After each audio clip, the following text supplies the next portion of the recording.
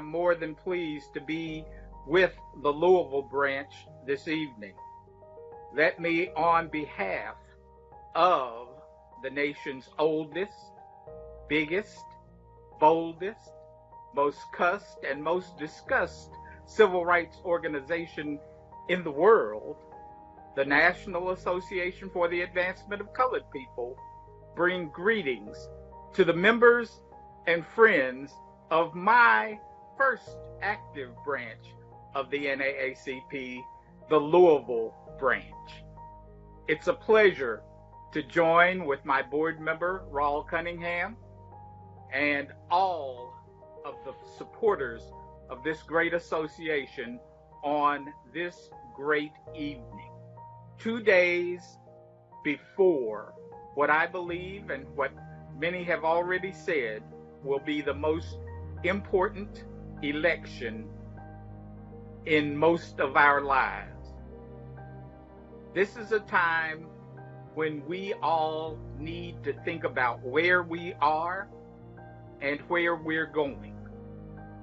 But most of all, it's important for us to understand where we've been so that we will know that we don't want to go back there. History tells us if we don't know and understand our history, we're doomed to repeat it. And so, Louisville branch, I'm happy to bring greetings to you this evening. I'm happy to encourage you to keep the fight for civil rights in Louisville and Jefferson County alive. Thank you for inviting me to participate. Thank you to all of the supporters of this great Freedom Fund program, particularly Bill Halliday, a person I worked with so long ago at the Kentucky Commission on Human Rights.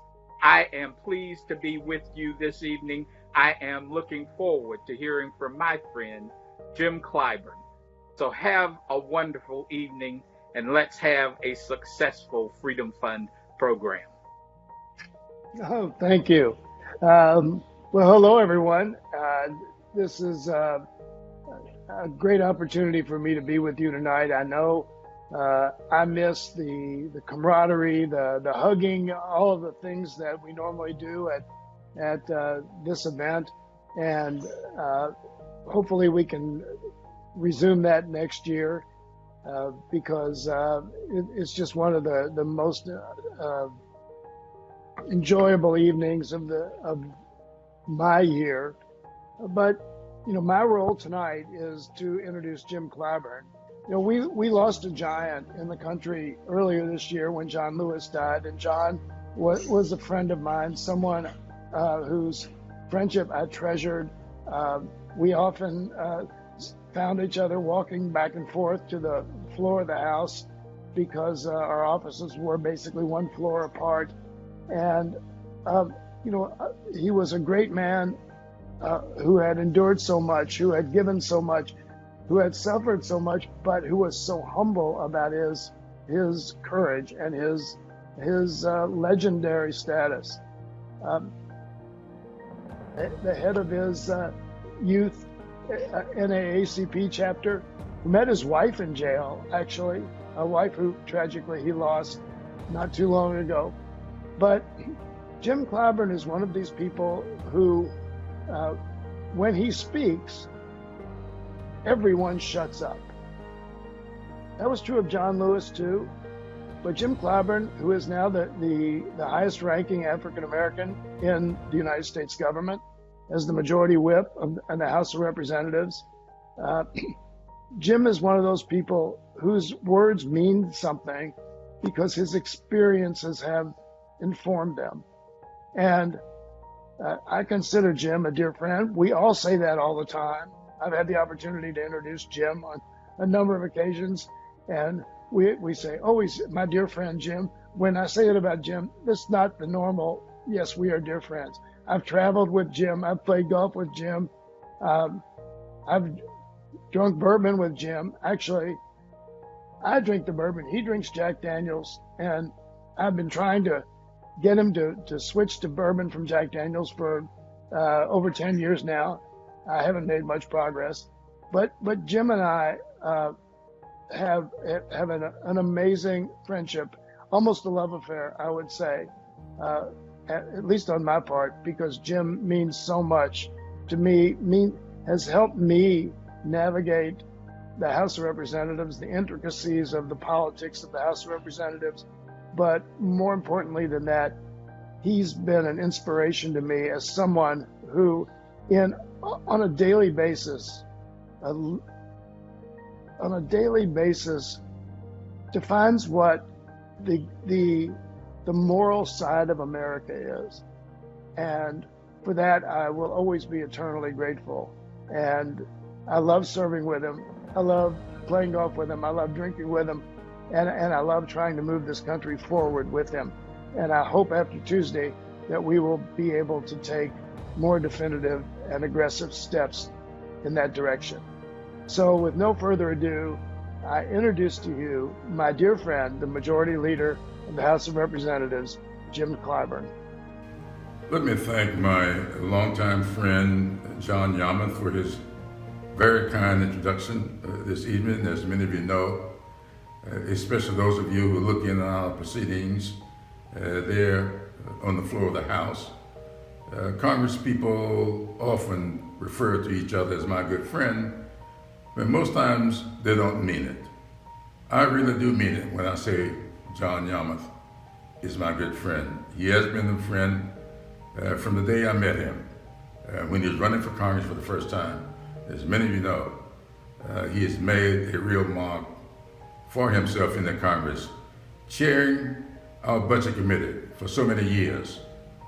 Now, as many of you know, and I joined the NAACP when I was 12 years old. I was in Sumter, South Carolina, where I grew up. My parents were very active. My mother was the first South Carolina Woman of the Year of the NAACP. You didn't get that for any beauty contest. You got that because of the amount of money that you raised. And she was a big fundraiser for the NAACP.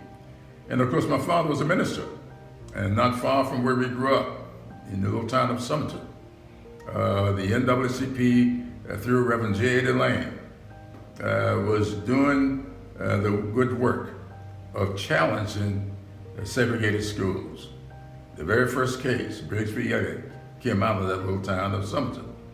And so I was abreast of all these things. So I go to NAACP Youth Council meeting at Emmanuel United Methodist Church, as all the young people in my community were engaged. I went there just to further my efforts. I think I must have gone to the restroom or something, but when I came back into the room, they told me that I was a president. So at the age of 12, I got elected president of the Youth Council of the NAACP, and I've been connected with the NAACP ever since. And so I know the value.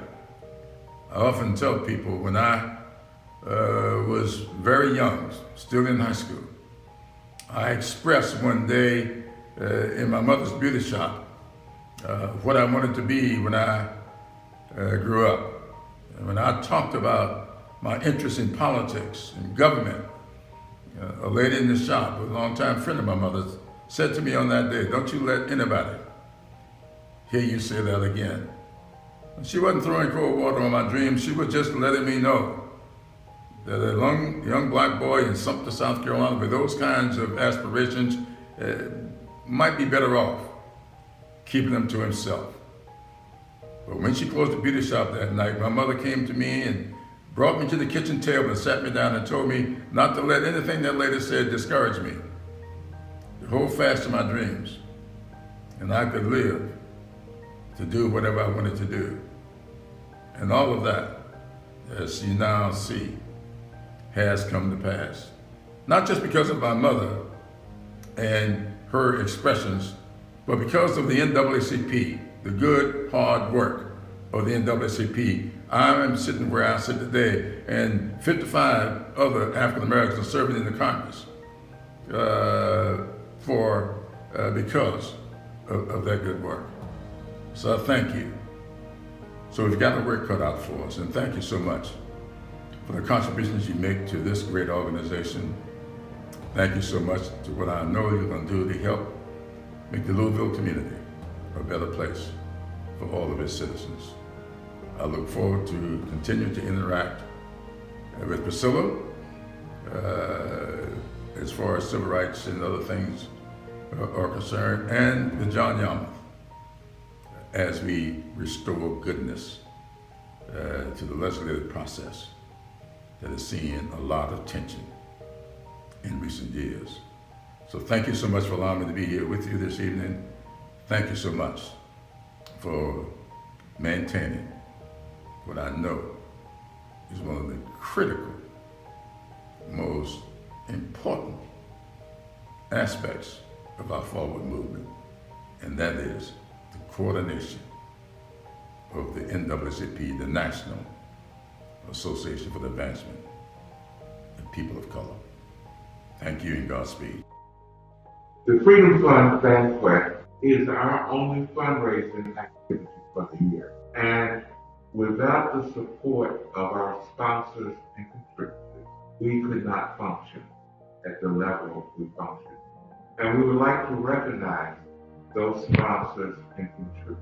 We're very appreciative to Mr. William Allred, Mr. William Halliday, Attorney Daryl Isaacs, PNC Bank, Kentucky State AFL CIO, Ted and Mary Nixon, School Board Chairman Diane Porter, River City Bank, MSD, Murray State University, and Hathaway and Clark Funeral Home, all for their sponsorship and contribution. If you want to know more about what they do, you will want to be part of what they do. If you want to see a change, so often we must, not so often, all the time, we must be part of that change. So we will see the NAACP community impact and what it means for you and your family. I am the largest, the oldest. I am the baddest, the boldest. I am protecting our voting rights and our environment. I am ending racial profiling and fighting HIV/AIDS. I am advancing economic equality and equality for all. I am. I am. I am. I am NAACP. Are you? Take a stand at IamNAACP.org.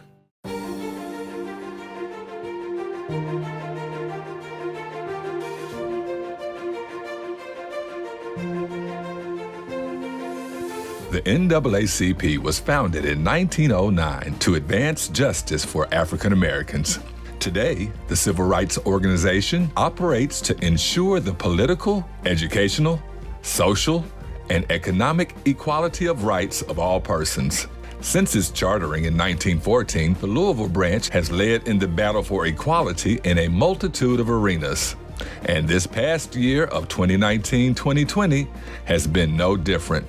Let's take a look at how the committed members and partners of the Louisville branch NAACP have impacted the areas of education, police accountability, removal of public Confederate imagery, voter empowerment, and the nomination of Black judges.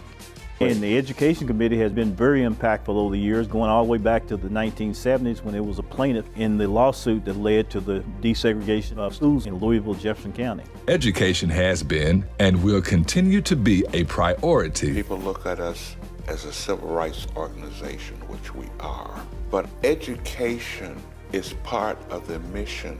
We've started a program where we try to go to every school board meeting. Because one thing we have found out, the school board reacts differently if there is African American presence there. In all, $20,000 in scholarship money was awarded tonight. $10,000 came from the NAACP. Along with the work the branch has accomplished through monitoring the delivery of educational initiatives to JCPS students under the leadership of Catherine Wallace and Bonnie Marshall, the branch also awarded over $30,000 in scholarships to 30 students attending colleges and universities here in Kentucky and across the nation. The excitement and joy that I feel when I see young people that we have helped you couldn't buy that. You could not put a price tag on that. It's just so unbelievable because they come back and they give back. Since 2005, a commitment to develop lifelong learners has garnered over $410,000 in scholarship awards.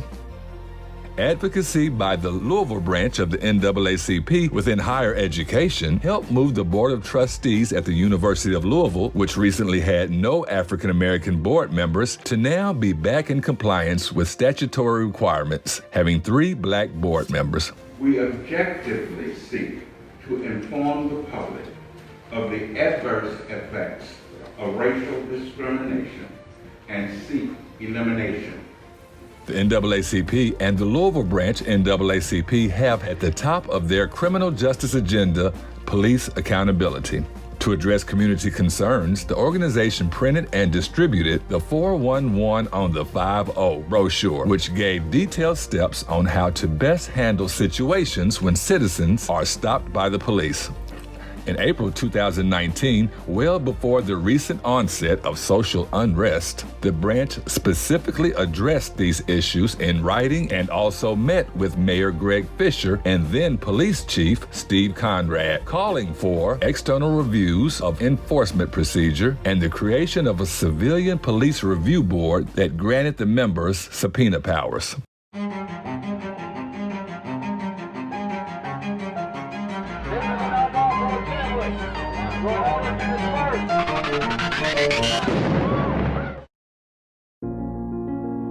Less than 1 year after the Louisville City government's failure to act on these recommendations, we experienced the Breonna Taylor matter. Through collaborative efforts of both the national and Louisville branch, the NAACP's response included statements addressing the investigation of the Breonna Taylor killing and website, the absence of body cam footage in the death of David McAtee, and the arrest and use of force against protesters. The lawsuits filed by the ACLU of Kentucky and the NAACP claiming LMPD officers have used excessive force against protesters. The suit details the department's use of tear gas, pepper balls, and flashbangs, as well as mass arrests. The lawsuit is seeking monetary damages for the protesters. To date, the branch president serves on the Civilian Review and Accountability Work Group for Louisville-Jefferson County Metro Government. The group has come forward with a recommended ordinance to establish a Civilian Review and Accountability Board for the purpose of increasing citizen involvement in the investigation and review of police misconduct allegations. Efforts to remove the statue of Jefferson Davis from the Kentucky State Capitol Rotunda began in 2003 with leadership by the late Senator Georgia Davis Powers and Raul Cunningham, both Louisville branch members. We organized a group called AOCR, which was an acronym for Allied Organizations for Civil Rights. And that group was made up of representatives from different civil rights organizations like the NAACP.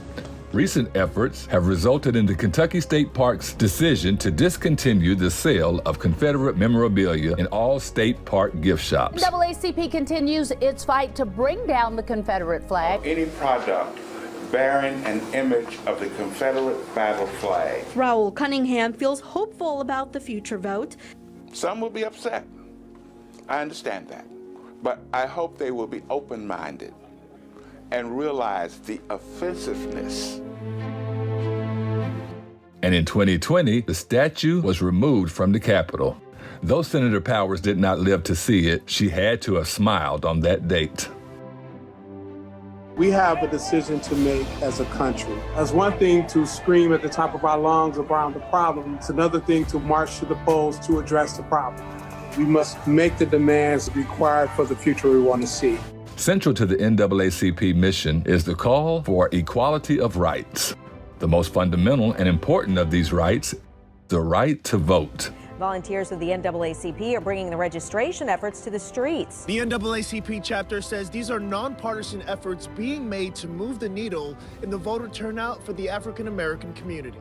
Registering voters is very, very important, but more important than registering those voters is getting registered voters to vote. More than 10,000 letters have been sent out to frequent black voters. In those letters, it has a list of contact information for 10 people who were considered non-frequent voters. What we're doing now is an added feature to our ongoing efforts. I understand I will never be able to truly feel the frustration or understand the weight of 400 years of slavery, segregation, and Jim Crow. But I can commit to listen, and I can commit to act. In conjunction with a host of partners, the Louisville branch's efforts of advocacy for the restoration of voting rights to ex-offenders resulted in a historic executive order from Governor Andy Beshear. We're also working to address inequality at the ballot box, working to provide more methods for people to vote than ever before, and restoring voting rights to over 170,000 Kentuckians. In December of 2019, voting rights were restored to over 172,000 Kentuckians, over 24,000 residents of Jefferson County. The branch also sued to have special voting rules and exceptions apply in the 2020 general election. The suit was settled, resulting in early voting in Kentucky for the first time in history. The NAACP will have several initiatives over the next few months to get people to the voting polls. We need to vote. The NAACP is taking the opportunity to press its primary message moving forward, the importance of voting. The importance of the vote and what we're going to do with about 30-some organizations. In 2008, there were no black full-time judges sitting on the bench in Jefferson County. The Louisville branch, working with the Judicial Nominating Commission and Governor Steve Beshear, saw that black judges were appointed. Today in Jefferson County, we have 3 black judges in district court, 3 in family court, 2 black judges in circuit court, and 1 black judge on the Kentucky Court of Appeals. The work of the NAACP is impactful and never ends. With a small group of volunteers and $30 memberships, much has been accomplished. Come join us today as a member and volunteer in the fight for equal and equitable rights for all.